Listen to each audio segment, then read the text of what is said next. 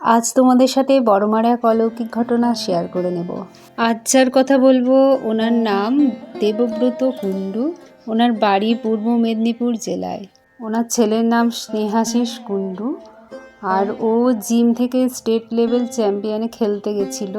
কোনো কারণে ওকে ডিসকোয়ালিফাইড বলা হয়েছিল, তাই ওর মনটা খুব খারাপ হয়ে গেছিল।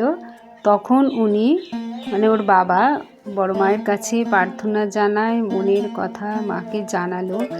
জানিয়ে মাকে বলেছিল যে ও যেন কিছু একটা প্লেস পায়, তাহলে ওর খুব আনন্দ হবে।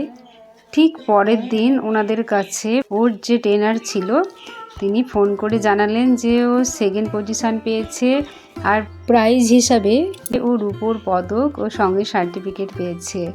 এটা ছিল ওর জীবনের সবথেকে বড় অ্যাচিভমেন্ট। আর ওনার পুরো বিশ্বাস বড় মায়ের দয়ায় এই সব কিছু হয়েছে।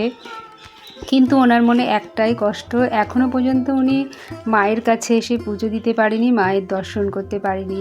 কিন্তু কোনো দিন আসতে পারবেন কি না তাও জানেন না। তবে বাড়ি থেকে উনি সব সময় মাকে মনের কথা জানায়, আর মা ওনাকে সমস্ত রকম বিপদ থেকে মুক্ত করেন।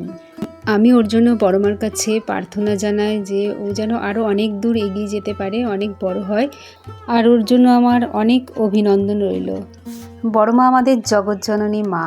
মাকে যেখান থেকেই ডাকা হোক না কেন, মা ঠিক মনের কথা শোনেন। বড় মা চাইলে নিশ্চয়ই একদিন এসে আপনি বড় মার কাছে ঠিক পুজো দিয়ে দর্শন করতে পারবেন।